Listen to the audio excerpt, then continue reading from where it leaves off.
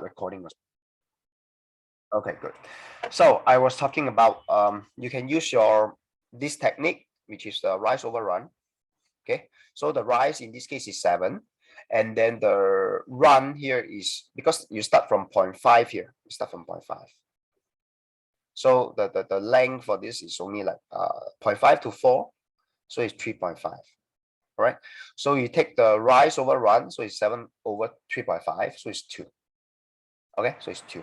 So this is one way you can get the gradient. All right, this is one way you can get the gradient. And then the second way to get the gradient is our formula. Do you still remember the formula? So m is equal to what? Can you still remember the formula? Can you remember or not?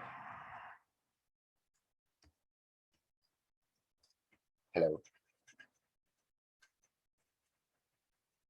Yeah. So what's the formula? Yeah. If you think so, what's the formula? You can either write it out or so m is equal to, what's the formula? Something over something.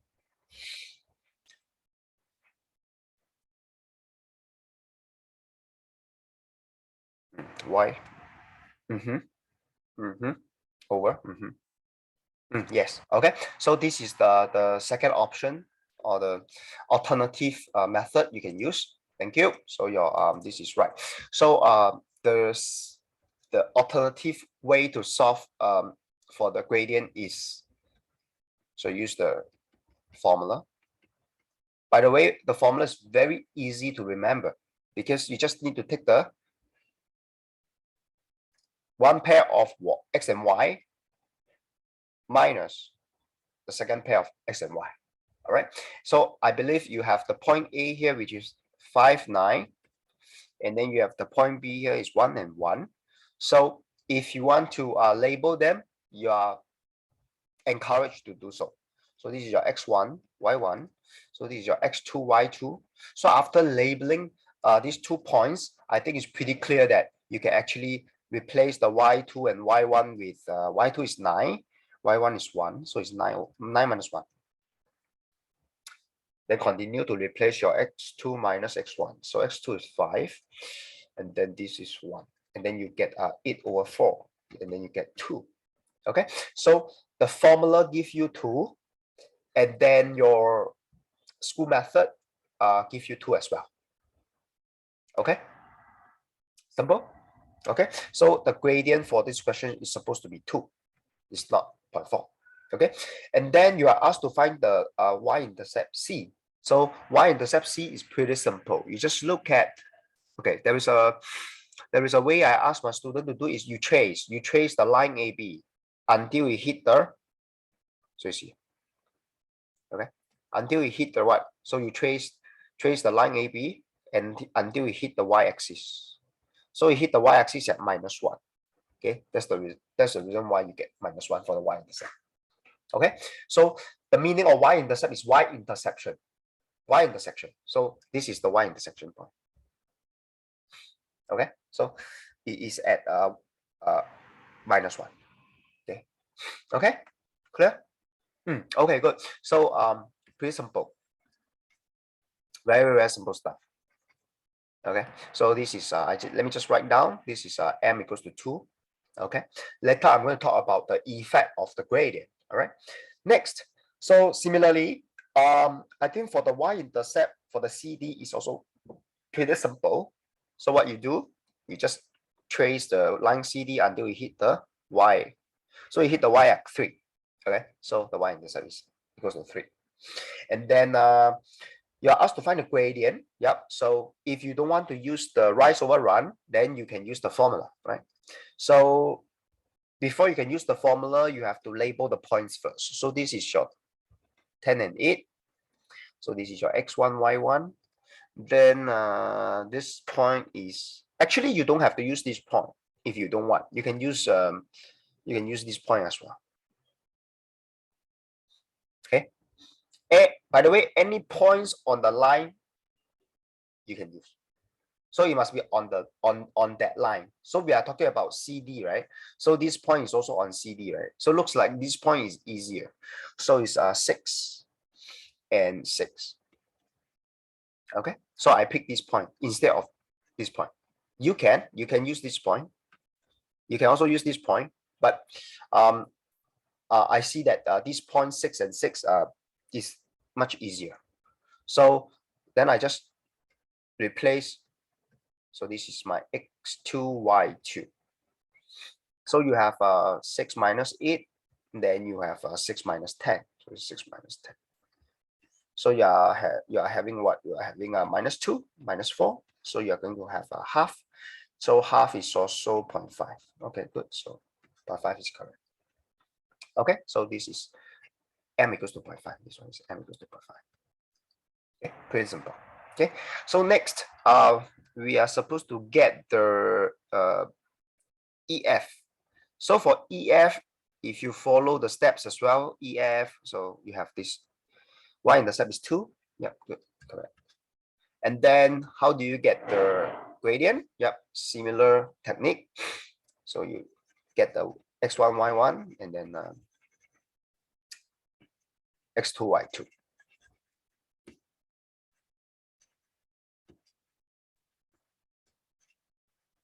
Okay, so I will pick this point. This will be my 7, 9.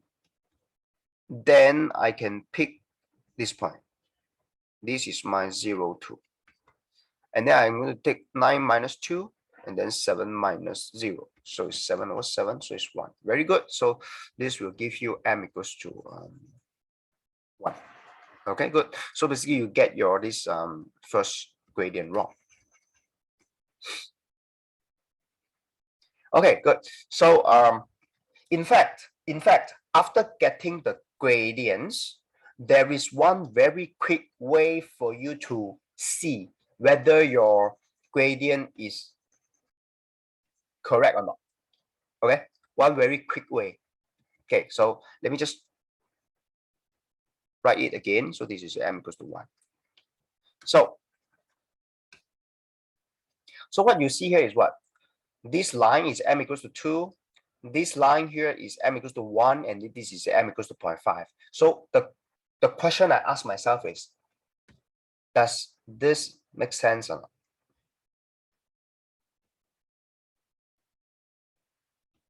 Does the trend in the values of m make sense or not? What did we talk about last time? Okay, we talked about the gradient will increase if the slope is getting steeper. If you still remember, that's our conclusion the other time. You remember this statement? The gradient will increase if the slope is getting steeper. Okay, so this is the conclusion we get. Okay, so as you can see, m is equal to 0.5, so the slope is like more gentle, and then you double the gradient, so the slope is going to tilt at a steep angle. And if you double again from 1 to m equals to 2, so the gradient is going to tilt even at a steeper angle. Okay, so just by looking at this trend, right, then you know that the trend is right. What do I mean by the trend is right? The trend is right means if here's 0.5, this one must be bigger than 0.5, and then this one must be the biggest of all. All right, because the angle for this slope is the steepest. Okay, I don't know whether the value is right, but at least I know the trend is right. But for your this m equals to 0.4, so if you put 0.4 here, it does not make sense. 0.4 should be somewhere below. This is probably 0.4, this line. It has to be more gentle than m equals to 0.5. Are you clear? So that's how you if you are given if you are given some lines, and if you are asked to guess whether their values are right or not. So this is the method you can use to have a first estimate. Are you clear? Are you clear? Okay, good. So with that, then yeah, so you just have to get this out. Okay, so you just have to get the what is the equation for the line AB. Then subsequently, then for the so you make a mistake here.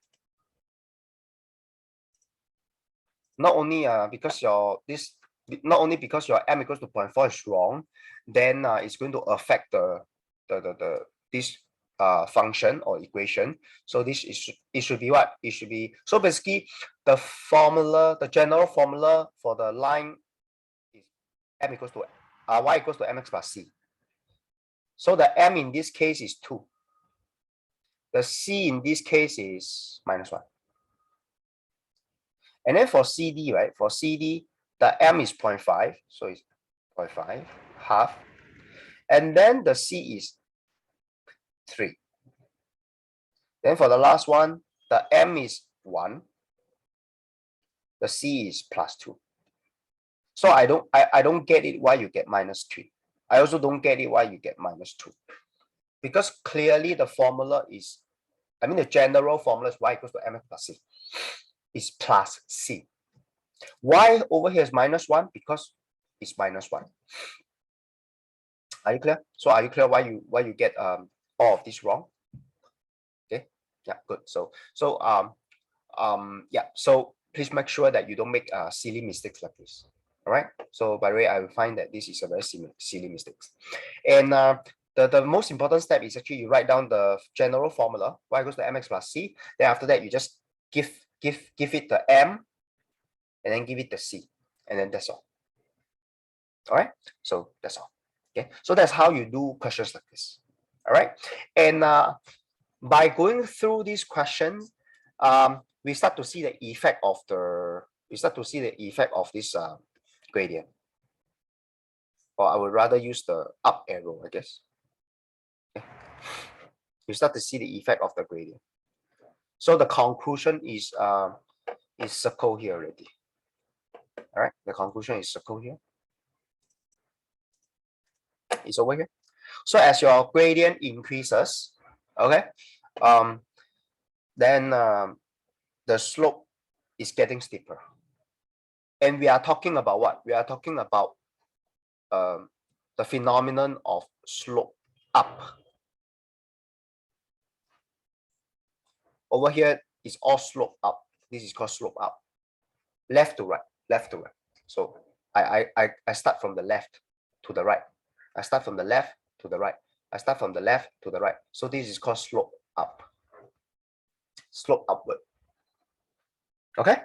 Then if you look at the next question, so over here the questions is so the question is trying to show you some interesting fact or characteristics of these 3 lines. Okay, so the first step is read the points correctly first. So this is, let me quickly. Yep, good. So C is 27, very good. So this is -2 -1, very good. E is 410.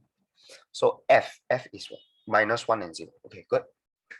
So yeah, same thing. So just looking at this, and I know that this one is wrong. Okay. Oh, so probably you did not I don't know how you get it, but if you use the rise over run, so let me just quickly use the rise over run. And by the way, when you choose the rise over run, you need to be smart about it. So choose a rise which is easy for you to read off the grid. So where's 1? So where's 9? So the rise is 8. Over here is 1, then this is 5. So the run is 4. So clearly is 8/4. So it's 2. So you get 2. And then C is equal to this point, -1. And then for CD is 3. Okay, good. And then for this is 2. Okay. -2? No, it's not -2. It's +2. This point. It's this point, right? So this point is 2, right? Okay. -2 is here. But I don't see anything here. There is nothing here. Okay. So this is +2. Okay. And then if you observe, you start to see what? You start to see all the gradients are the same. All the gradients are the same for these 3 lines. So m equals to 2, m equals to 2, m is equal to 2. Okay, so to distinguish the 3 different m, right? So you can call this the MAB. So this is line AB, right? So this is gradient AB. Then this is your MEF. Then this is your MCD. So how do you write it? You just, it's a small letter M, and then CD is even smaller. Okay, so that's how you write. So it's a small letter M, and then this is EF. So that's how you represent. Oh, I'm talking about the gradient of EF. I'm talking about gradient of CD. Okay, so gradient of AB. So that's how you differentiate the 3 different gradients. So you see that what is your observation? So they are parallel, and the MAB is equal to MCD is equal to MEF, and 2 equals to 2. So why is it so? Because the gradients are the same. So what's the conclusion then? Yeah, so the conclusion is if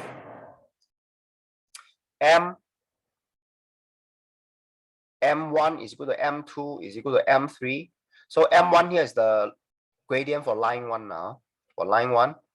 Then this is for line 2. Then this is for line 2. So I'm talking about generally. Okay. Generally, if your gradient 1 is equal to gradient 2 is equal to gradient 3, then your line 1 is parallel to line 2 is parallel to line 3. Okay, by the way, this is a symbol for parallel.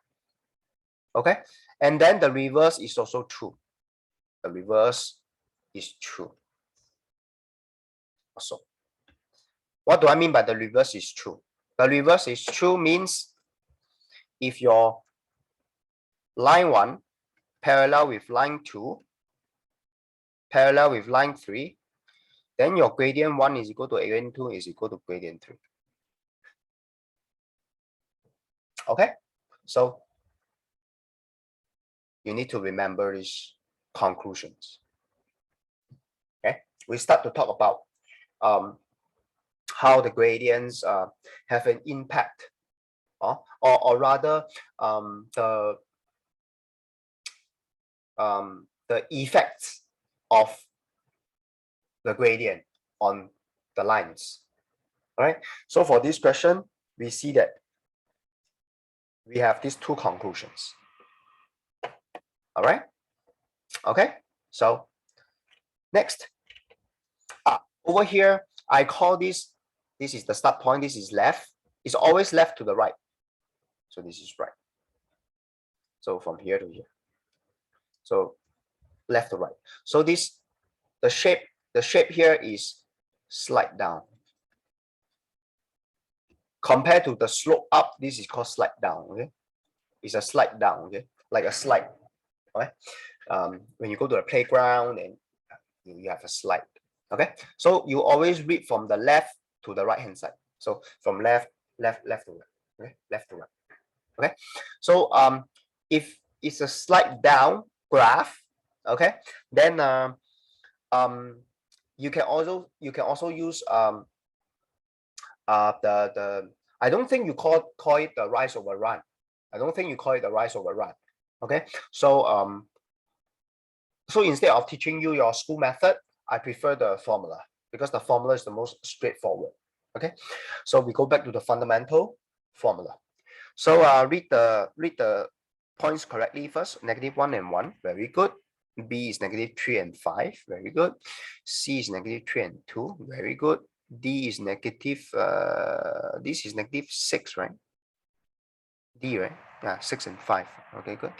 Then E is 6 and 2. Okay, yeah, so this is 2. So this -2 and 0. Okay, good.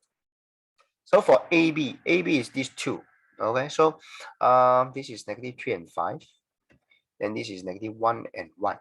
So what you do is just 5 minus 1 and then -3 minus -1. So you get above here is 4, and then you get this is -2. So it's -2. All right. So your gradient should be -2. Okay. And then your C is equal to yeah, they all hit the y-axis at -1. So the y-intercept is the same. Okay. And then for the M, for the next, yeah, I did this question yesterday, so it's M equals to -1. And then for this one, I think it's -0.5. Okay, let me just quickly let me quickly check this one. Okay, using formula. So the formula is always very handy, always the preferred method to solve the gradient. So this point, I'm talking about EF. So this is E is -6 and 2. Then this is -2 and 0. So I should take 2 minus 0. So 2 minus 0. So -6 minus -2. So it's 2. Then this -6 minus -2 is +2. So it's -4. So it's -half. Okay, good. Yeah. So it's -half. Okay. So yeah, done. So this is gradient. Let me call it AB. Is -2. So this is gradient CD is -1. So this is gradient EF. So it's -0.5. So what do you see? Does it make sense? Yeah, I think so. Look at the trend. So as your gradient, right? As your gradient. Oh, by the way, we are talking about a slide down gradient. So we are talking about a slide down now. So as the gradient gets more negative, gets more negative. So as it gets more negative, so the slide, we call this a slide. Just now it's called slope. So the slide is getting deeper. Steeper. Okay. Steeper means tilt at a very sharp angle. Okay. Okay. So this is the conclusion or the observation. If we just ignore the value of the gradient first, we just look at the trend. So this should be the trend. Okay. So this is the opposite. I will say the slide down, right, is the opposite of the slope up question. So that's the reason why I want to give you three scenarios. So this is the first scenario, slope up. So how the gradient will affect the slope. And then I will give you this is your second scenario when you have the gradients, they are all the same and they are all parallels. All right. And then now I give you the third scenario, and then you are getting a slide down scenario. And yeah, so this is the conclusion. Okay, pretty simple. So C are all the same. Yeah, so that's the first scenario. Like the y-intercept are the same. But actually the characteristic or the observation I want from you for this question is how the gradient affect the slope or the slide. All right. So yeah. Okay, good. So this is the I think we have completed the effects of gradient and y-intercept. Okay. So next.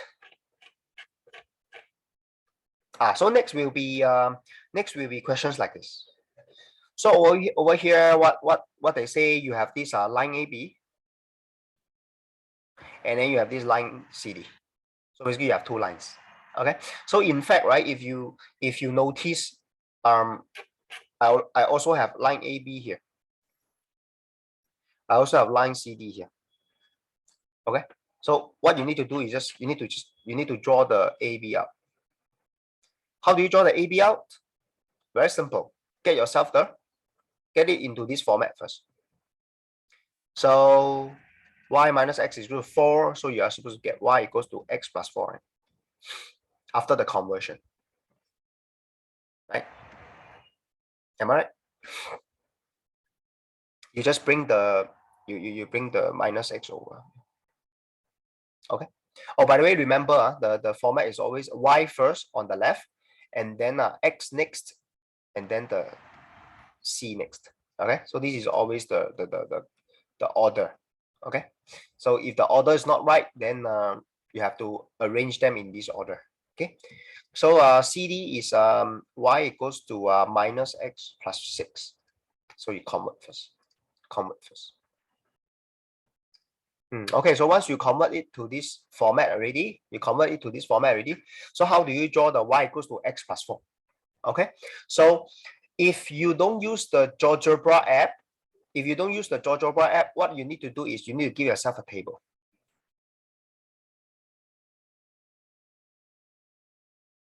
Actually, this one already guide you to do so. You see, they say draw both line 1 and line 2. So this is called line 1. This is called line 2. So line 1, line 2. Line 1 means the first line. Line 2 means the second line. On the same graph paper, given that this, okay, you are given a x range. Meaning what? I mean, you cannot choose your range. It's not free range we talk about. So your x value, you need to choose -2, -1, 0, 1, 2, until 3. So for this x value, what's your y? So you put it in.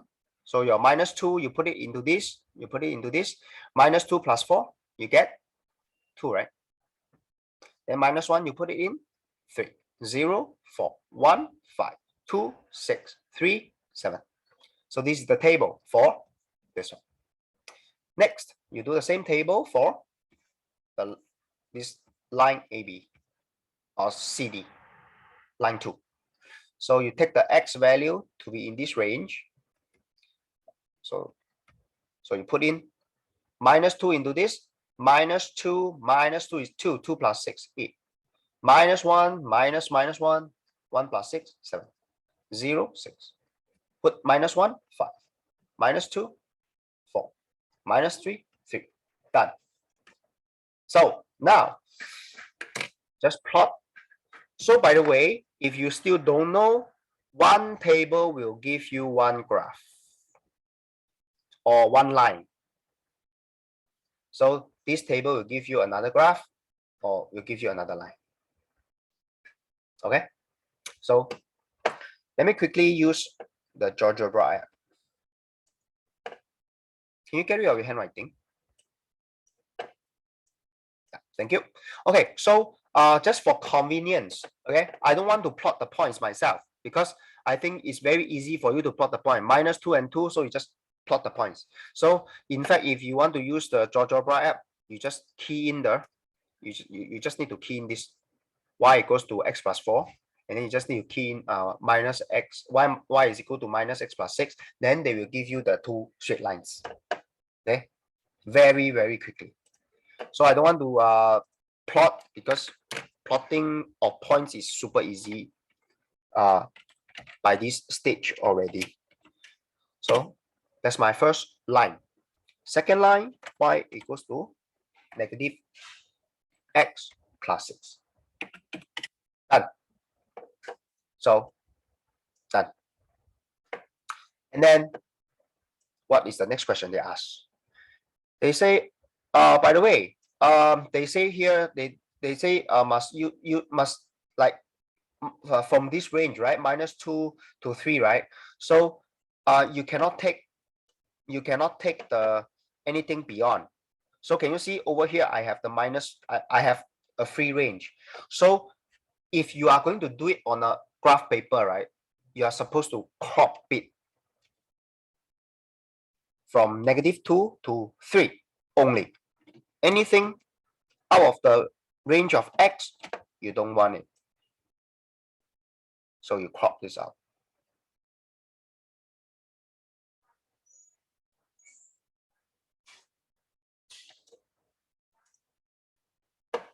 Something like this. Let me just make it easier for you to see. Okay, hold on. Let me crop out a slightly bigger area. Okay, good. Yeah, I'm supposed to get this. Just okay, let me just get it to this PowerPoint.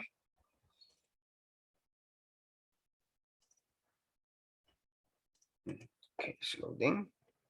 So let me just crop it again. Okay, good. Okay, so yeah, so you are supposed to show -2 to 3 only. Anything out of this range, you cannot show. So you are supposed to end here. You're supposed to end here. Okay. So this is your, so this is Y and this is your x-axis. So for the x range is -2 to 3. Anything beyond, to the right or to the left, you don't need. Okay, because you need to follow the range exactly. Okay, when you are given a range, right, -2 for the x is to 3, right? Basically, I only want here. Okay, anything out of this, I don't want, cross out. That's why I'm showing this. Okay, so this is your line 1. This is your line 2. Okay, so you label them accordingly. All right, so if you look at this, there is an intersection point here. By the way, this is the intersection point of line 1 and 2, because I just want to differentiate. This is the Y intersection point. So you need to know the word.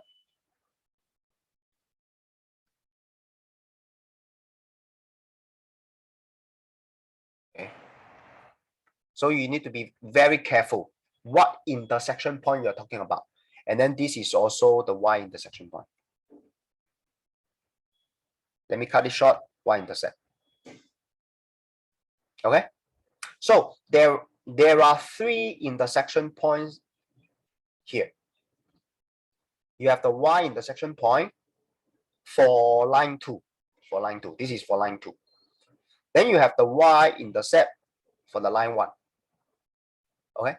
And finally, you have the intersection point of line 1 and 2. So actually, we should pay attention to this intersection point now. So this is point 1, 5. Okay, so point 1, 5 means x is 1, your y is 5. So x is equal to 1, y is equal to 5. Okay, using the graph method. Okay, so this is the graph method. Okay, then if you go back to the question and you are asked to solve this using a calculator, can you quickly solve this using a calculator? So it's -114 and then 116. Can you key this into your calculator for simultaneous equation, by the way?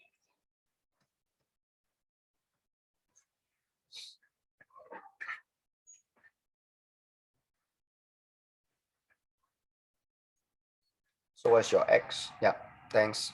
X equals to 1 and y equals to 5. Okay, good. So x equals to 1, y equals to 5. Thank you.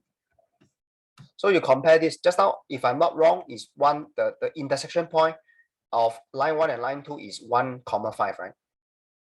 Okay, it's 1,5, right? Okay, good. So graph solution is 1,5. Calculator solution is 1 and 5 as well. And now, how do you use substitution or elimination or calculator to solve this, or graphical method to solve this? So what I'm trying to show you here is, for any simultaneous equation, by the way, this is the concept of simultaneous equation. You have the first equation, you have the second equation. You can use substitution method, or you can use elimination method. Elimination. You can use the calculator, and you can also use the graphical method. So what I'm trying to show you here is, you can use one of the four. You can use the one of the four. This two is manual. Manual means manually calculate. Then this one is calculator, is calculator, yeah, straightforward. Graphical, draw on the graph paper. Okay, so today, or just now, I've demonstrated to you how you can solve this using graph paper. Okay, basically when I sketch, when I draw this line AB, when I draw this line CD out together on the same graph, which is here, the intersection point is the solution. The intersection point of the two lines, remember, of the two lines. I'm not talking about the y-interception point. I'm not talking about the y-interception point. I'm talking about the intersection point here of the two lines will give me the solution for the simultaneous equations. All right. By the way, I think you have no problem solving this using substitution and elimination method. Okay, because I think you have been doing this since P6. Okay, since P6. Do you need me to demonstrate to you how to solve this manually by manual calculation? No, yeah, good. So but can I ask you? I think you always use the substitution method, right? Yeah. Are you wondering what is elimination method? Or you also know what is elimination method? No. Okay, good. So let me just quickly tell you what is elimination method. If you look at this equation 1 and equation 2, you can actually do what? You can use 1 plus 2. 1 plus 2, so this 2 you add together, you get 5x. Plus y and minus y, if you add together, becomes 0, so nothing. So 4 plus 1, 5. So x equal to 1. So this is called elimination method, because you eliminate this by adding it. Eliminate by adding. In this case, is you eliminate by adding. So this is called elimination. Okay, so for this simultaneous equation, is easier to use elimination method instead of the substitution method. I think you know what's the substitution method, right? So basically you just get this. So my y is equal to 4 minus 2x, and then once you get this, you just get it into this. So it's 3x minus 4 minus 2x. This is called substitution. This method is called substitution. So I have just demonstrated to you how you can use elimination. This is elimination. Then this is substitution. So I will leave it to you. Okay. So different questions require, different questions, you have different techniques to solve faster. Okay. All right. So so now these two questions. So since you have not done these two questions, so I will just pass these two questions to you right now. Then you can actually do it right away now. Let me make it bigger so that more space. Okay, yeah, I will pass this question to you. I think you are learning this. I think you are doing this in school also, not your infinity program, just your normal curriculum. This is under algebra, by the way. So this question is to refresh your what we have learned so far.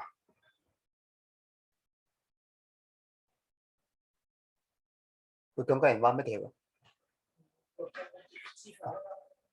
Luôn đừng có gì ta. Đó là ăn trong cái environment. Okay, yeah, I pass to you. This. So how do you solve this?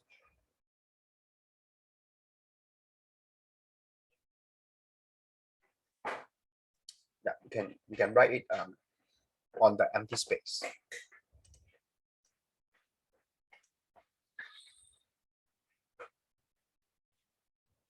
Okay, good.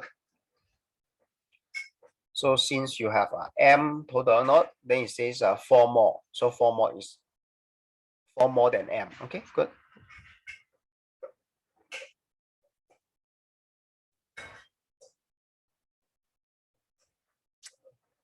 Okay, then this will be the total amount by $2. Then this will be the total amount by the $5. Hold on, $5 should be 5m plus 20. Right? Yeah, should be 5 because you 5 times the times the m plus 4, right? This will be 2m, and this will be 5m plus 4. No, you're not supposed to get 52m. You're supposed to get 5m plus 2m should be 7m. This will give you 5m plus 20. So 5m plus 2m is 7m, right? Oh, another way to check is if you get 52m equals to 70, right? Can you see that 70 divided by 52 is not a whole number? So you don't get a whole number. So if you don't get a whole number, then you should question yourself. Okay, something is wrong. Okay, so so this is also this is also something you need to learn. Okay, when you have a weird answer, so you should double check your previous steps. Okay, so 7m is equal to 70, so m is equal to 10. Okay, so what's the value of m? Okay, done. Okay, so generally your m is not supposed to be it's supposed to be a whole number. Okay, because we are talking about the number of $2 note now. You cannot say I have 2.5 $2 note. It does not make sense. Okay, so that's how you can avoid making careless mistakes like just now. All right, you get to see that the answer, the final answer you get, right? If you make a mistake, your final answer does not make sense, right? Okay, this question.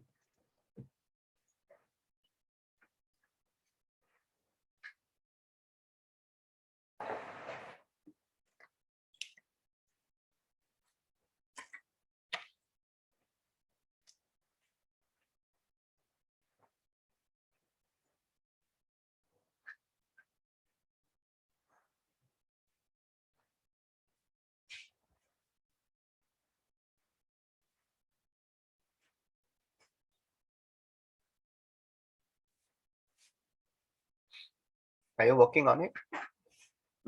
Yeah, nice.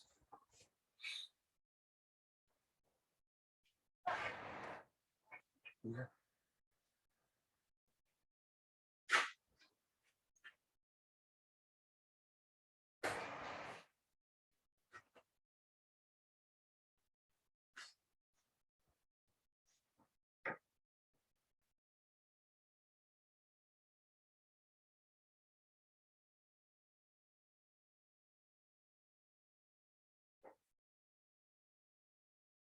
So what is the weight now?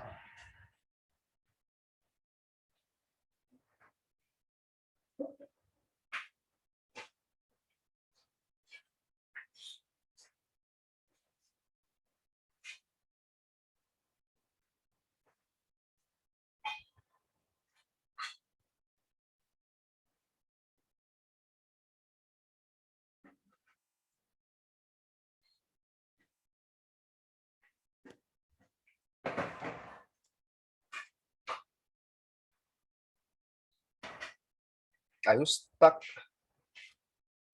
or you're working it out?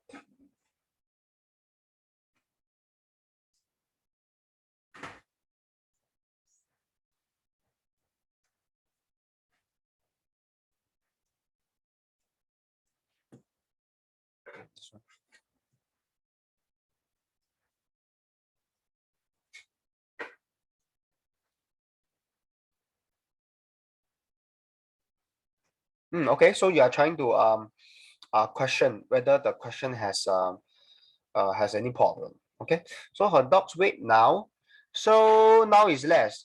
So it's 3/5 of his weight 4 months ago. Makes sense, right? So now is less, right? Yeah, now is less. 4 months ago, Jermaine's dog was 2 less. So 4 months ago is less. Okay, 4 months ago is less. So now is more. So how can it be 3/5? Yeah, okay, makes sense. Okay, so let's say if you continue to form the equation, right? Let's see if you continue to form the equation, whether the question makes sense or not. Yep, go ahead.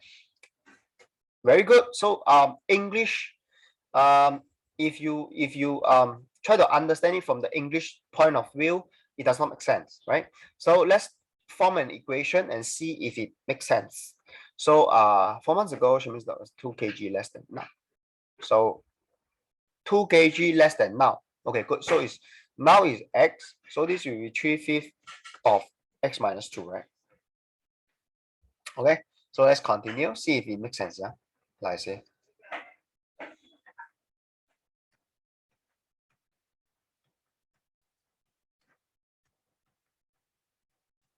So sorry, it does not make sense. X is a negative value. Okay, so the weight can't be a negative value. Okay, so yeah, so both the English and the mathematics prove to us this question does not make sense. All right, so what I'm trying to say is, if the question does not make sense, your mathematics, your calculation will turn out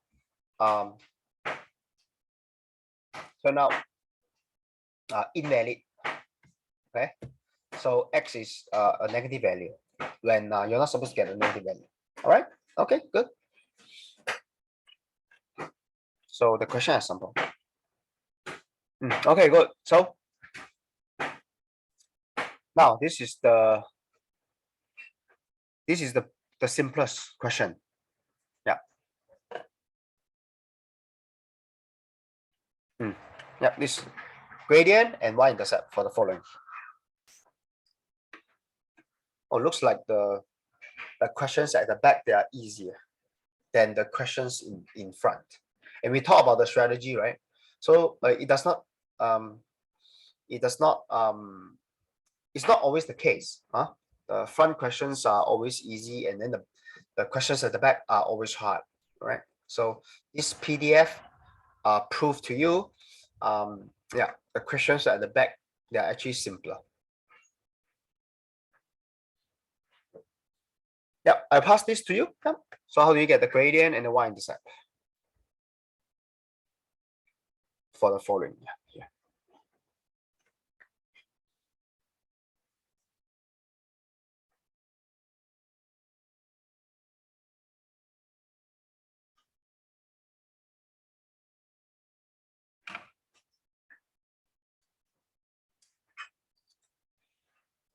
I think you need to be more careful about the letter you use. Gradient is a small m. Y-intercept is a small c. You cannot use anyhow. Okay, I don't understand what is this. I also don't understand what's this. So you cannot use anyhow. Okay. By the way, these two, like I say, they are reserved letters. So I think m is 1 and then this is 1.5. Okay, done. Question 1 done. Question A done. Next. So let me get rid of your stuff. Yeah. So next question. Yeah.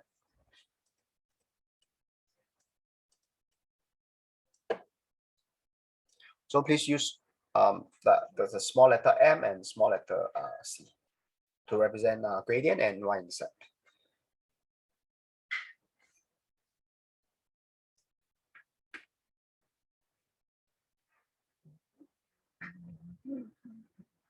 For question B onwards.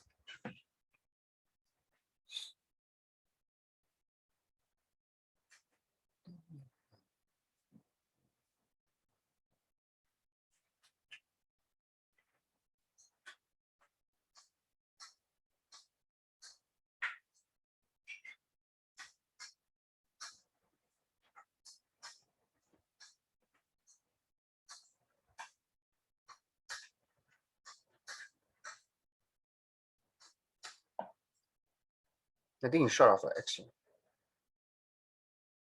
Yeah, should be minus 2x.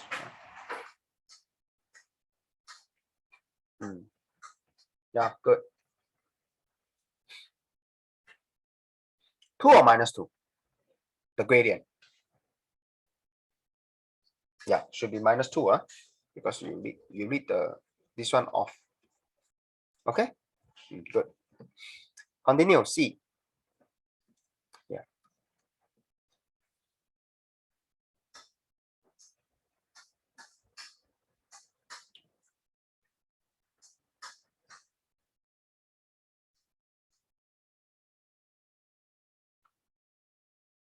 No answer. Why no answer? Yes. So basically, you say no answer because it does not. So it does not follow the y equals to mx plus c format because there was no y. Right? There was no y. So no answer. Then because it does not follow the y equals to mx plus c format, there's no y. Okay. I think you also start to especially during your this common test one, means your test one, and you start to get questions that you need to explain. Okay, so this is kind of like the question that requires your explanation. Okay, so very good. So whenever you get to say something, you have to explain why no answer. So no answer in this case because it does not follow the format, and then there is no why. Okay, so you start to learn to explain in English in mathematics test. All right, so this is some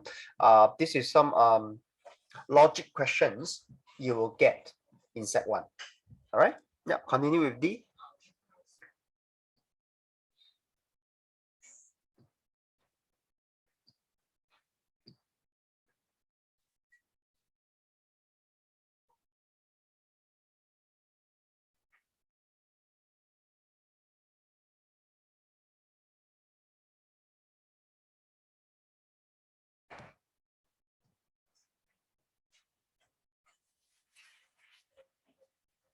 Maybe please close the door, please.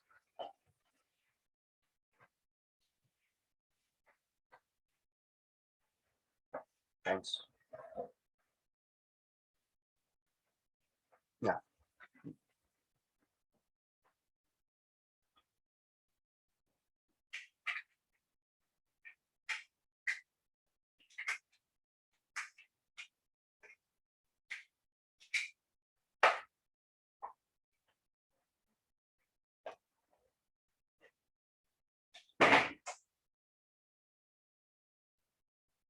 Good. So what's your M? What's your C? Nice. Okay. So if C is not given, 0, so it's 0.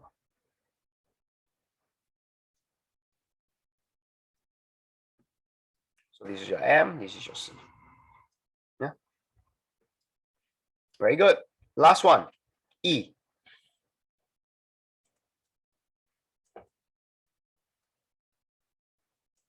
Last question.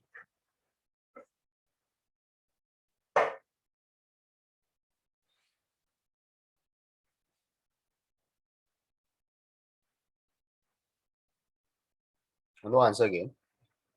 No answer. This one. So if you convert, right, you get this, right?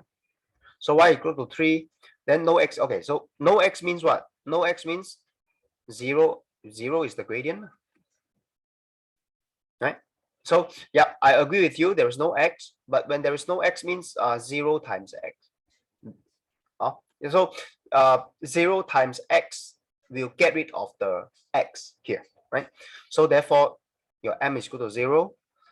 Your this your c is equal to 3. But if you look at this, why this one there is no answer? This one has no answer because it does not follow the format at all. That means this one, you cannot convert into this format at all, no matter what. But for this one, it follows the format. It follows the format. Y equals to mx plus c. It's just that your m is equal to 0. Okay? So next time when you are given any equation, so what you need to do is you somehow need to try to convert it into this format. If you can convert it into this format, then you have the m and the c. If you cannot convert it into this format, then no answer. Then you explain, okay, it does not follow the y equals to mx plus c format. So these two are very common questions, and they are so common, and students, some of the students, they can't get it right. Okay, so how do you decide next time? You decide by convert this x equal to -3 into the y equals to mx plus c format. If you can convert, then you have answer. If you cannot convert, no answer, because it does not follow the format. Over here, you can convert, right? You convert, then you know that, oh, actually it's 0x, right? So you can convert to this format, y equals to mx plus c, just that the m is 0 in this case. Okay, so with this, I think we can stop here. Then we take a 5-minute break before we have our second half. All right, so see you in 5 minutes.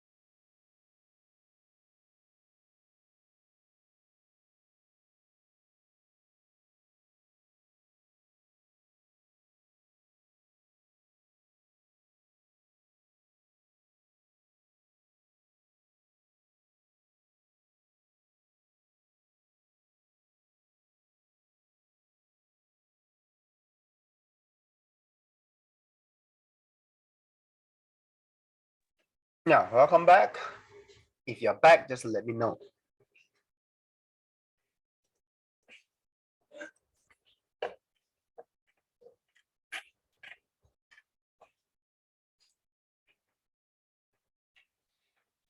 All right, so I'm looking at actually your Sec 1 syllabus. Okay, so you're in Sec 1, and then I just want to give you a sense of where we are right now, and then you know that our progress as of now.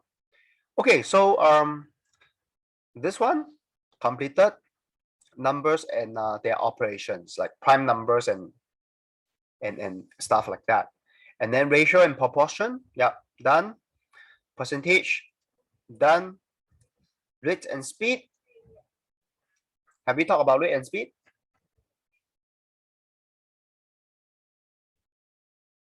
Yeah, so the formula for speed is speed times time is equal to distance, right? And for rate is you just have to take the rate times the time, and that will give you the accomplishment, like what you accomplish. Okay, so pretty simple. And let me just erase your handwriting first. Okay, good. Then I think your school is actually doing this, but which we have covered already. Your school is doing this. Okay, the school is doing this. We have covered this already. Okay. I'm not sure if you have problems here. Okay, so over here basically they just show you what it means. Like let's say you are given like a to the power of 3, so it means a times a. So you have 3 a's, and then they multiply them. They might multiply themselves together. And then if you look at this one, so basically what they are showing you here is how you can actually, okay, I can choose 3 plus 5 over y instead. So you can actually break like how this can be transformed into different format. So it can be divided by 5. Okay, or the other way to look at divided by y, I'm sorry. And then the other one you can look at this is 1 over y times bracket 3 plus 5. So if you know that these three, they are the same and you can use them interchangeably, it will help you in your question. It will help you in your question. Let me just demonstrate to you one of them. Let's take this out. Let's take this out. I will demonstrate to you.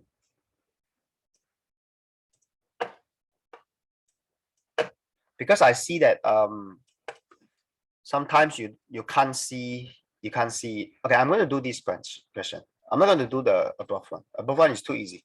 So I'm going to do this. So for this 2x over 3, right? So 2x over 3, you can see it as 2x divided by 3. Okay? Or you can also see it as times x. Okay? Okay, so far so good. Okay, good. So based on this, I'm going to see it as 2 over 3 times x. Okay? Then for the next one, I'm going to see it as this.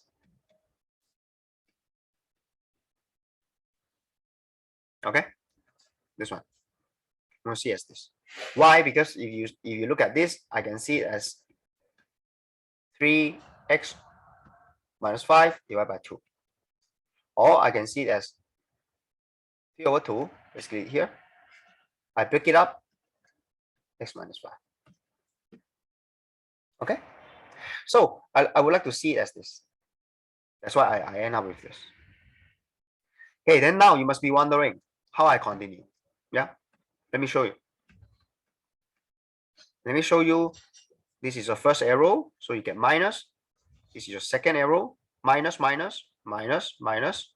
So you get minus, minus, 3 over 2 times 5. So minus, minus is plus. 3 over 2 is 1.5. 1.5 times 5 is 7.5. So I can quickly get 7.5. Okay. All right. So for this, pretty simple. You can use your calculator. If not, just use the, actually it's 2 times and 3 times. Make the denominator the same, so you are getting this. Of course, if you can use a calculator, please use a calculator. Okay. Done. Okay. Okay. So yeah, this is how you can actually make use of the. So you are given this. You can see as this, or you can also see as this. So I prefer this. So if I prefer this format, then I can quickly actually see this, that these two are similar terms. So if they are similar terms, I can combine them. All right. All right. So yeah, that's how you can actually approach this question. Okay. By the way, there are other alternative approaches. So I will leave it to you, but I just want to like highlight to you. You can see this one in this format and this format, and you can use them interchangeably. Okay, they are all of them here are right. Okay, and actually we are doing this now. Functions and graphs, and I believe your school is still at this. Your school is here, right? I'm talking about your normal syllabus, normal curriculum.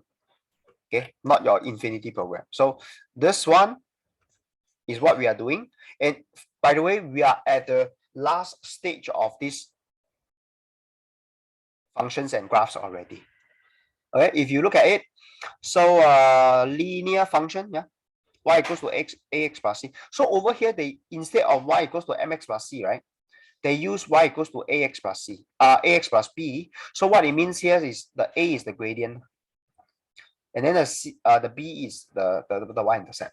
So they just use different letters, okay? But they mean the same thing. Okay, so we are done here. And then graphs of a linear function. Yeah, we also we cover this. Graphs of a linear function. Basically, you are asked to draw the graph out. By the way, if I need to explain to you what's the meaning of linear function, do you know what's the meaning of linear function? What's the meaning of linear? What's the word linear?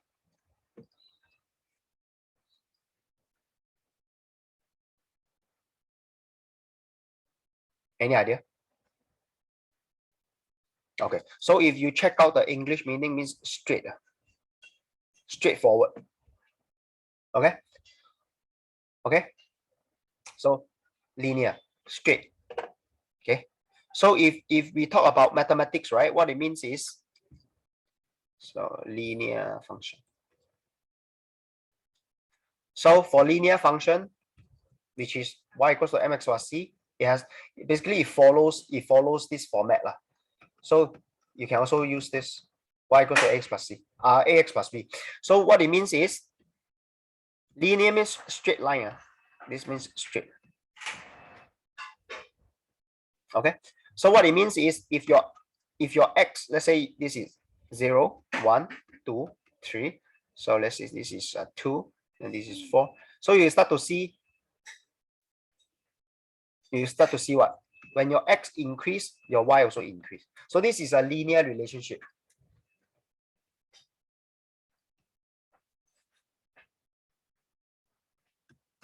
Okay, so that's the meaning of linear function.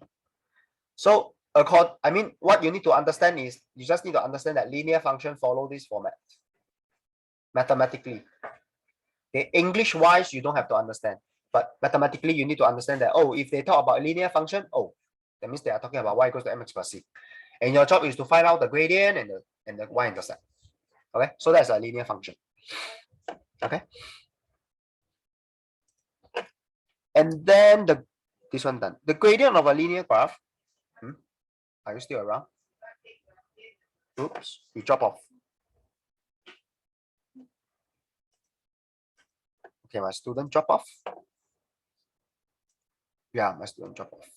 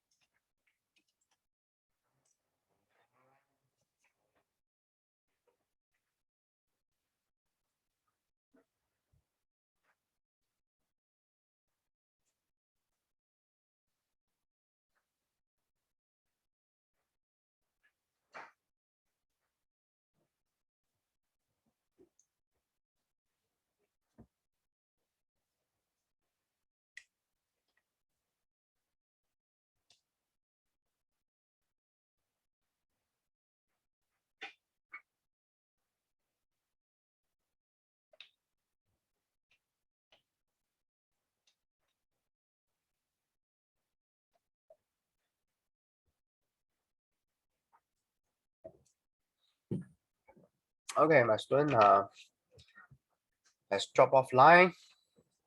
So let's wait for her to get back online. So this thing happens, yeah, when you do Zoom or online meeting. This thing happen.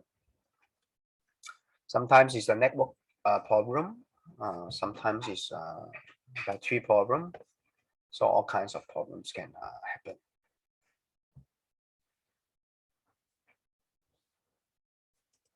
Yeah, my student is trying to get back online. And what happened? Battery problem. Yeah, battery problem. Yeah. So yeah. So next time when you are doing a Zoom meeting with your teachers or something, check the battery of your device before you go to the meeting. Okay. Okay. Good. So we were talking about the graph of a linear function. Yeah, we know how to graph it out. You can use the GeoGebra app, which is very super convenient to graph any function. Right. Then the gradient of a linear graph is the ratio of the vertical change to the horizontal change. Yeah. So basically, what they are talking about here is the rise over run. 6.5 here is rise over run for positive gradient. And then of course, this is for slope up. And then for the slide down, then you use, they call it the fall over run. Yeah. Instead of rise, is fall. Can you see? It falls down, right? So use the force over run. So fall means negative. Okay, so that's why your gradient is going to be a negative gradient. But for me, I just use the formula because I really feel that the formula works wonderfully all the time. Okay, so I just use the formula.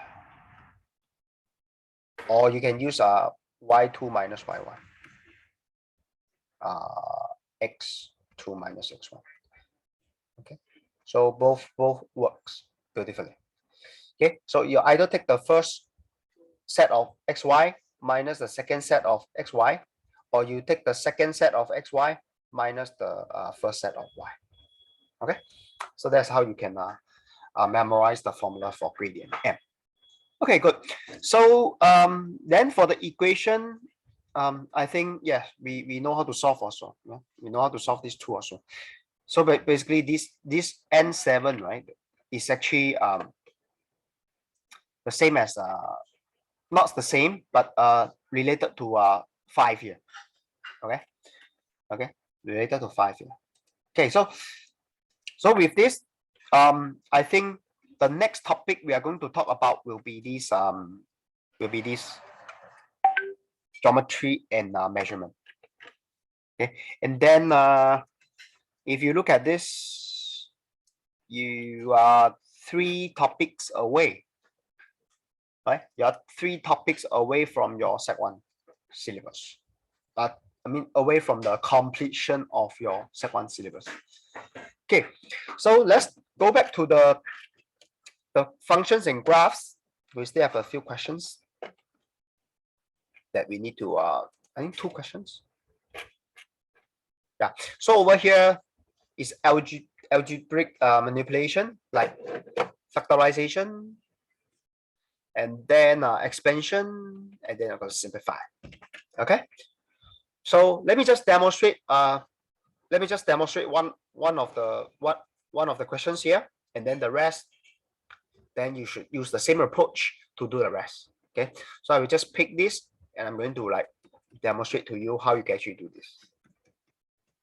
So the word here says expand. Expand means open the brackets, get rid of the brackets. Okay, so you this is your first arrow, this is your second arrow, and this is your third, then this is your fourth, and then you just have to write down your results for each arrow. So this is my first, this is my second, this is my third, this is my fourth. And by the way, you are not supposed to you don't have to show all this. Okay, but at the start, I think it's good for me to show in detail, so that when you have practiced enough, then you can skip all these details. All right. So the first arrow is x times x, so it's x times x. Second arrow, x times -3, so it's x times -3. Third arrow, -2 times x. Fourth arrow, -2 times -3. Then just simplify this. This will give you x squared.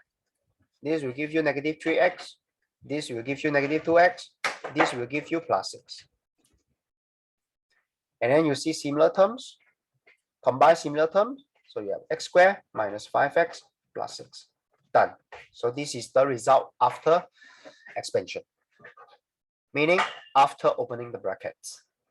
Okay, so this is the result for this. Okay, so you do the same thing for this and this. Okay, which I'm not going to talk about.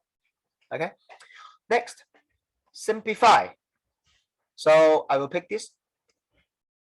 Simplify means what? Simplify means make it the simplest format. Simplest form. So you need to open brackets once again. Okay, so this one, write it down first. I'm going to open this bracket first. I have two brackets, so I need to open one by one. So what do I get for this? So I get the first arrow, second arrow, third arrow. So for the first arrow, I get minus 5x. For the second arrow, I get minus 5. So minus 5. For the third arrow, I get minus 2x. So over here, I tidy it up a little bit, then plus. So continue. Looks like I can combine this together. So this will give me 2x plus 2x, 4x plus 5. Good. So I'm going to open the last bracket that I have. Continue to copy down. First arrow minus 4x. Second arrow minus plus 5. So minus plus minus. Pretty simple. And the last step is combine similar term. So I underline similar term. Wavy line is for letters. Wavy line is for numbers, and then straight line is for numbers. With x. So 6x minus 4x, 2x. Minus 2 minus 5 minus 7. That's it. So that's how you simplify this. Okay?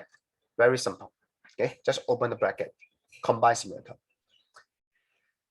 This one, factorize. So I will just pick one, and then you should use the same strategy for the rest. Okay? So I'm going to pick, let me just pick this.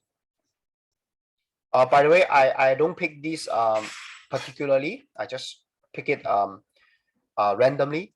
So without any particular purpose. It's not easier. It's not harder. I just pick. Okay. So for these 4 terms, right? So factorize. What's the meaning of factorize? Factorize means common factor. Okay. So just factor the common factor out. So I will pair these together, and then I will pair these together. So let's see how I can pair these together. So for the 8AB and for the 8AC, I think you can see what? You can see that they both have 8A, right?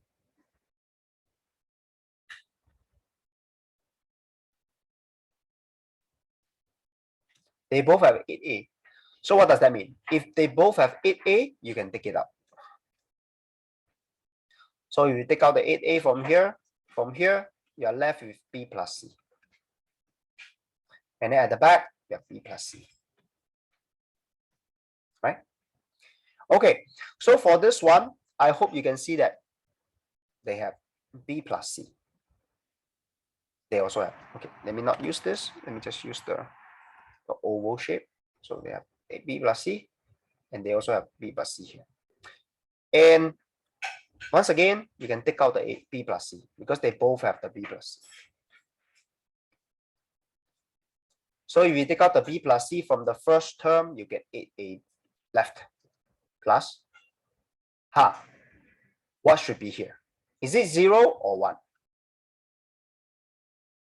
for this term? Is it 0 or 1?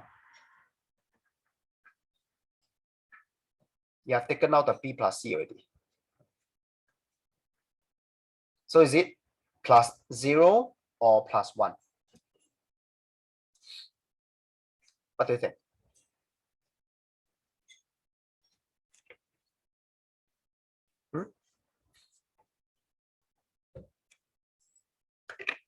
The answer is no answer.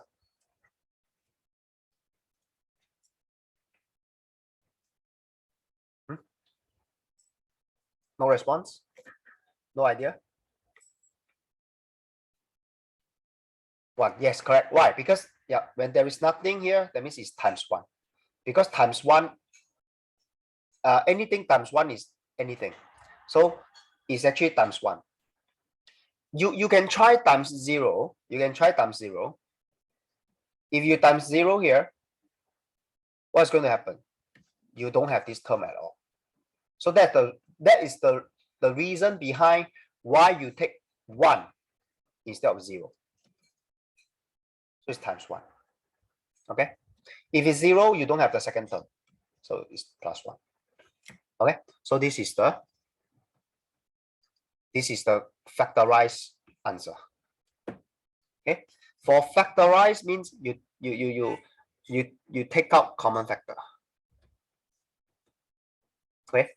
For the first for these two, the common factor is 8a. And then when I come to this step, the common factor is b plus c.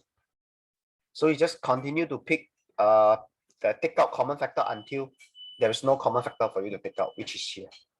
This is the last step already. Okay, so pretty easy. Okay, so I will give you similar questions in your next homework. Let me take a look. I already uploaded it. So see if you get similar questions.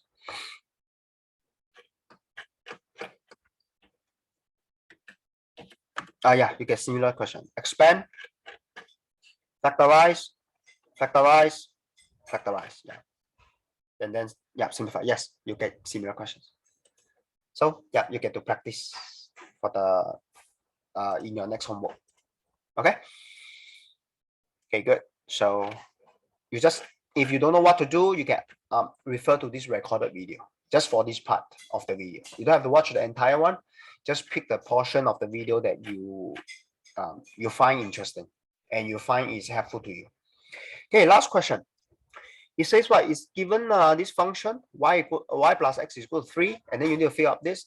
I think before you can fill it up, I think you need to convert it into this format first. What format is this? Y equals to mx plus c. And I hope you can see that your m is -1, and then your c is 3. If they ask you, oh yes, they ask you. So -1, m equals to -1, c equals to 3. Very simple. Then just put it in. So you put the, okay, let me just rewrite it. And by the way, if yeah, just now the 1 is actually not shown, right? So after the conversion, you only get -x plus 3, right? So in fact, when there is nothing in front, it's 1 in front. Okay, it cannot be 0. If you put 0, this term is gone. Okay, so that's the reason why whenever you get like, let's say if you get x, right, actually it's 1 times x. Okay, but in this case it's -x. So when nothing is written in front, so it's just -1 in this case. Okay, so you just key in the 1 into it, so it's -1 plus, so it's -1 plus 3 is 2. So -2 plus 3 is 1, right? So -3 plus 3 is 0. Then -4, -1, so -2. Yeah, pretty simple. Okay, so once you fill up this, then you are asked to draw on the graph paper from this. So you are given the range. Okay, so 2 cm for 1 unit for the x-axis, 1 cm for 1 unit for the y-axis. So this is the part I want to talk more about. So first thing first, range is given. and then the scale is also given. So you need to follow the range, you need to follow the scale. If you don't follow, you get penalized. Okay, so for this question, I don't think we can use the GeoGebra app because the GeoGebra app don't have, maybe it has this flexibility feature, but I have not figured it out yet. So I will just use this. Okay. So it says what? 0 to 5, 2 cm for the x-axis. Okay, good. Let me get the table out, or let me just get the question out, so I don't have to keep going back and forth. So this is the kind of question you are going to get during the exam. Okay. So x is 0 to 5. So that means no negative value for x. For y, then you have some positive and then some negative. Okay, pretty easy. Let me just draw the graph out. Given the range and given the scale. So when you are given the range, when you are given the scale, you must follow. If you don't follow, you get penalized.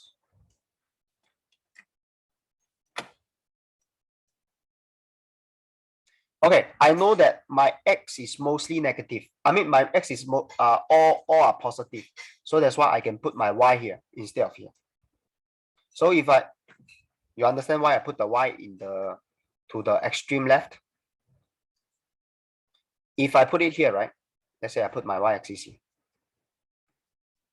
So let's say if I put my y-axis here, my x-axis here. So that means what I'm trying to do is my 0 is here. And then this is my 1, this is my 2. It does not make sense. Why? Because I'm not supposed to have any negative value. So if I don't have any negative value, then I'm not supposed to put my y-axis in the middle.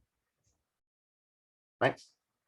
That's the reason why I say you need to look at your table and then decide what is the best position, okay, to put the y and then the y-axis and the x-axis. How come? Okay, my y, let me just bring it down here. My x, bring it down here. Okay, it says what? 2 cm for 1 unit for the x-axis. So you need to use your ruler. So just imagine this is 2 cm. Okay, let's say this is 1 cm. Let me see. Now this is roughly 1 cm. So 2 cm will be double this.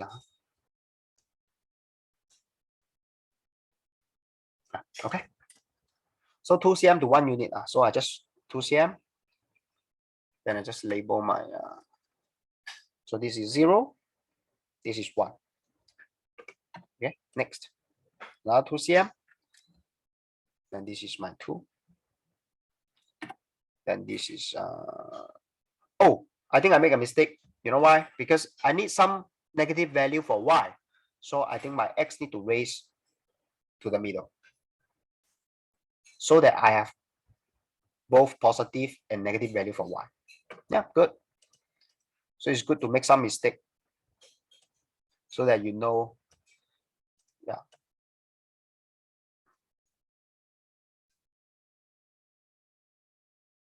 So let me just use this is 1, yeah. Then this is another one.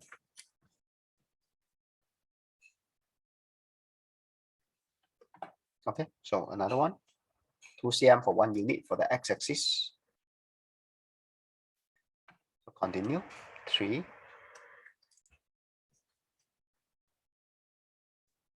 And then 5. Good. Done. Because it's only 0 to 5. Anything beyond, not interested. Not needed. Okay, the scale for this x-axis, I'm done. 2 cm for 1 unit. So this is 2 cm. Okay, every 2 cm. And then the 0 to 5. Yeah, 0 to 5. Yeah, good, done. Now 1 cm for 1 unit for the y-axis. 1 cm for 1 unit. So I need to use this block. So this is, let me see if this is wrong. Yeah, about there. You don't have to be like 100% because when it comes to drawing, it's very hard to be 100%, but close enough. So 1, and this will be a 2, and this will be a 3. And the biggest value for y is 3, so I stop at 3. Then I go the negative portion, so it's -1, and -2.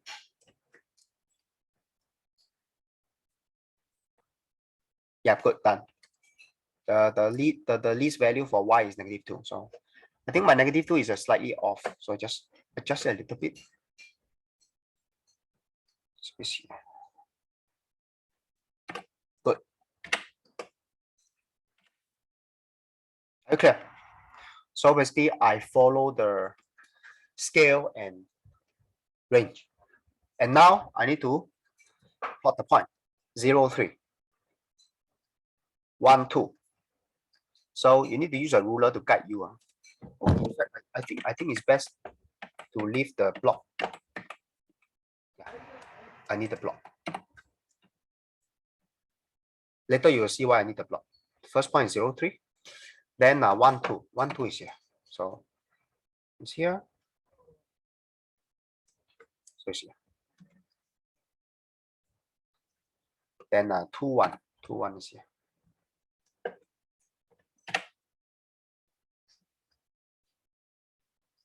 Then 3, 0. 4 minus 1.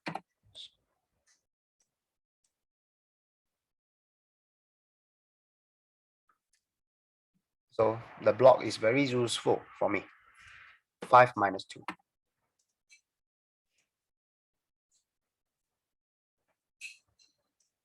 So the block acts like a ruler to me. Okay, good, done.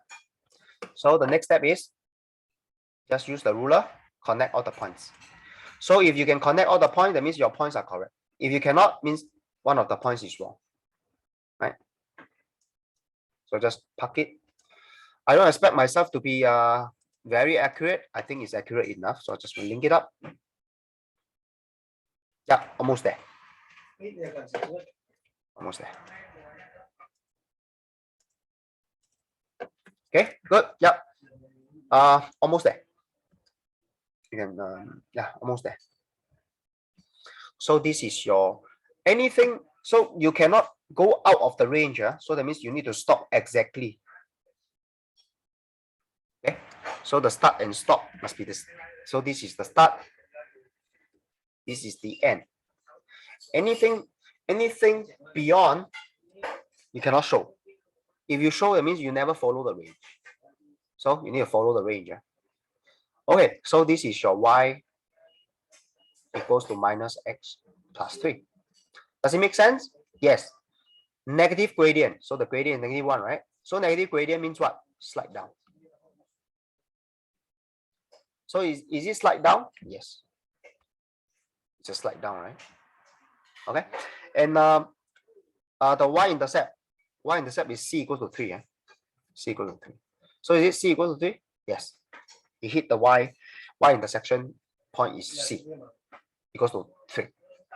So that's how you double check. So once you, yeah, so basically this is the graph you are supposed to draw.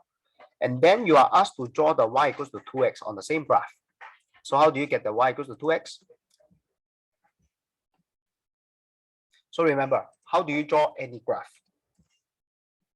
Get yourself a table. Y equals to 2x. Okay, so x, y. So 0, because the range is 0 to 5, right? So 0 is 0. 1, 2, 2, 4. So 3 times 2 is 6. 4, 8. Then 5, 10. And then you start to realize we might not have enough points because of the limitation here. Because our this range for the y is only what, 3 to -2. So I think I can do these 2 points. Okay, anything beyond, I need to add more points.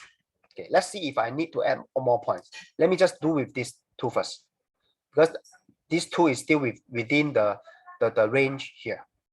So 0, 0. Yeah, let me just take the 0, 0, and then 1 and 2, 1 and 2 here. Okay, and then 2 and 4. Yeah, so let me just get one more point out, which is 2 and 4.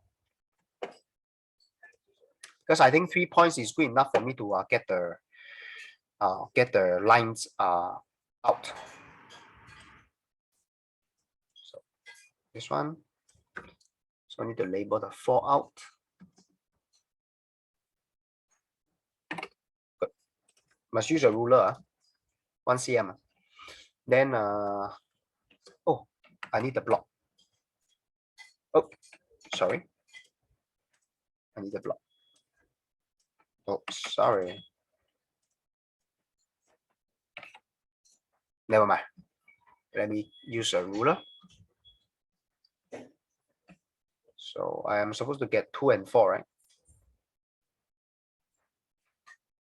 Yeah, this is my 2 and 4. So somewhere here.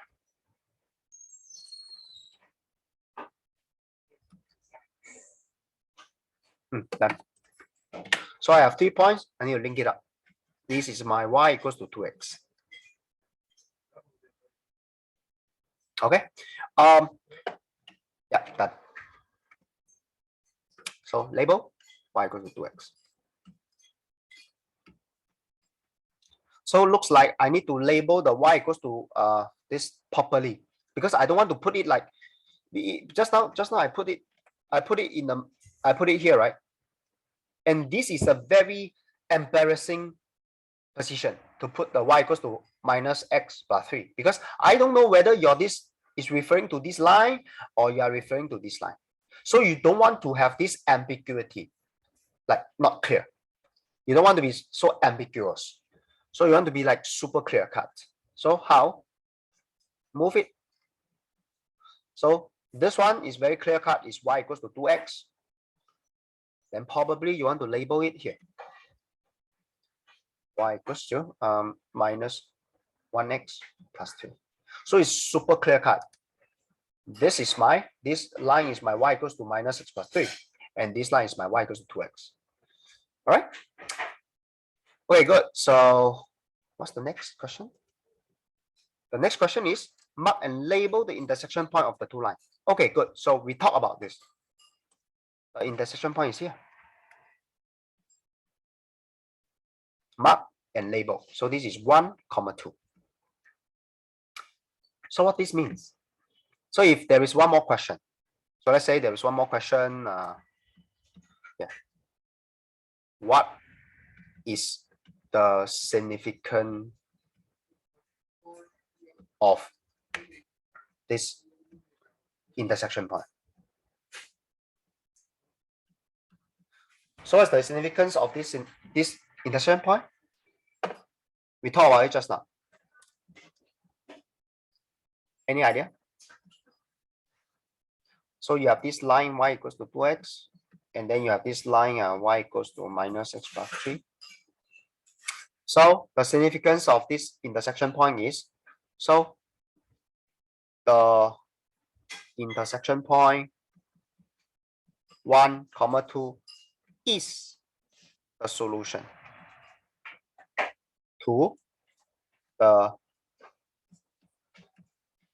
simultaneous equation above. So that's the significance. Are you clear? You can use the calculator. Okay, you might not want to use the calculator. You can use the manual method. Let me use the manual method quickly to solve this. So y equals to 2x, y equals to minus x plus 3. So it's 2x is equal to minus x plus 3.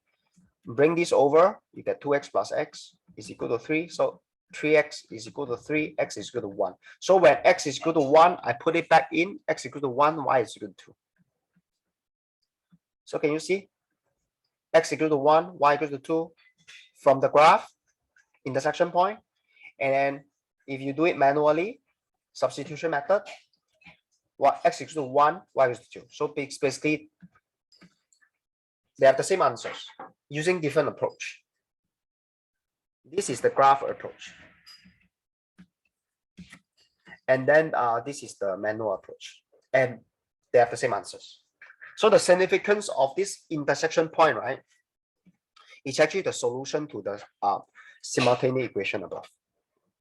Okay, so basically this is the key concept why you need to learn how to draw a straight line on the graph, because you can make use of this graphing technique to solve simultaneous equations. Okay, so if you forget everything, the thing you need to remember is the purpose of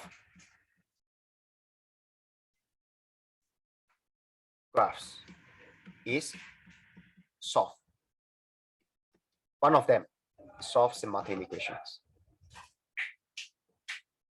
Okay, so which one will help you solve?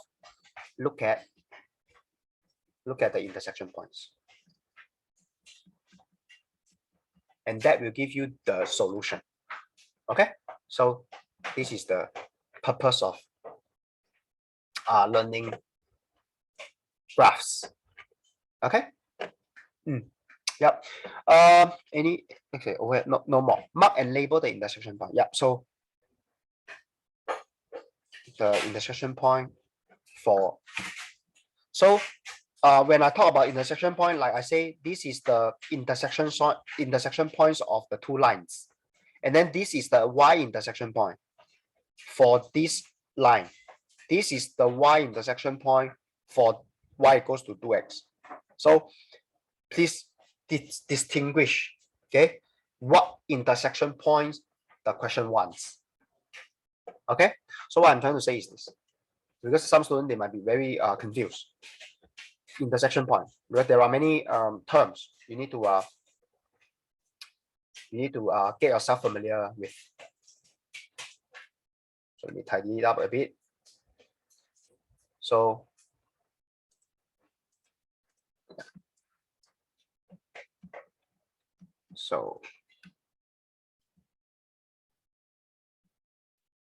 this is also an intersection point. This is called the, okay, this is y equals to minus x plus 3, this line, and this is y equals to 2x. This point here is called the x intersection point. For this line is y equals to minus x plus 2.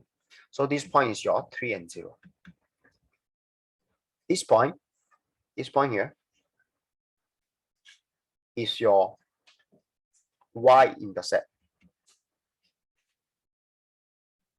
of y equals to 2x. And this point is origin 0, 0. And then this point, I'm talking about point, I'm not talking about y-intercept. This is the point. This point is the y-intercept. Oh, I realize I need to be very careful. What's the difference between y-intercept and y-intersection point? So I should be very careful. This is y-intersection point. Intersection point. And this is the y-intersection point. This is 0, 2. And then this is the intersection point of the two lines.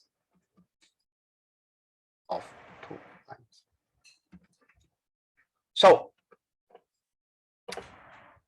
what is the difference between y-intersection point and y-intercept?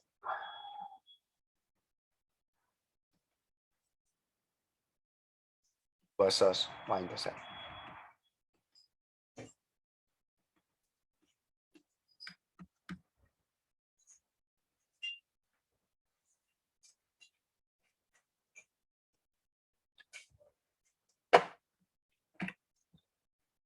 So let's say you are given this line.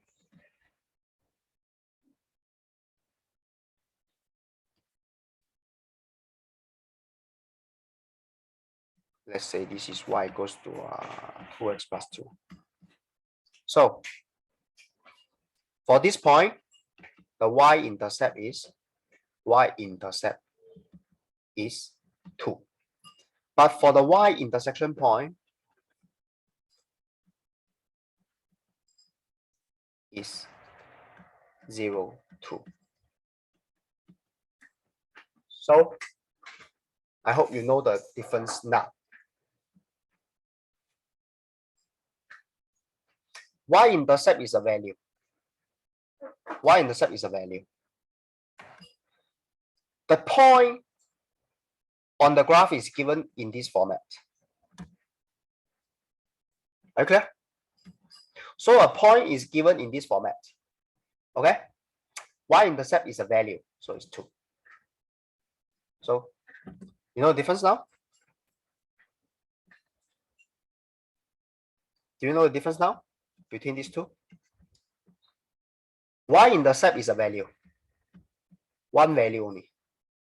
The point is given in this format. Are you clear?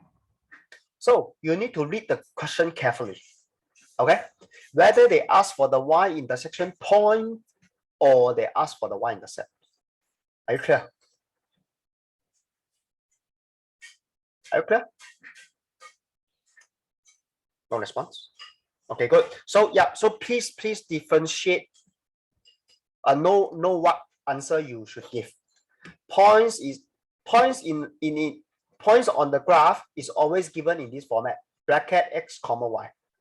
Okay, y-intercept is a value, so give accordingly.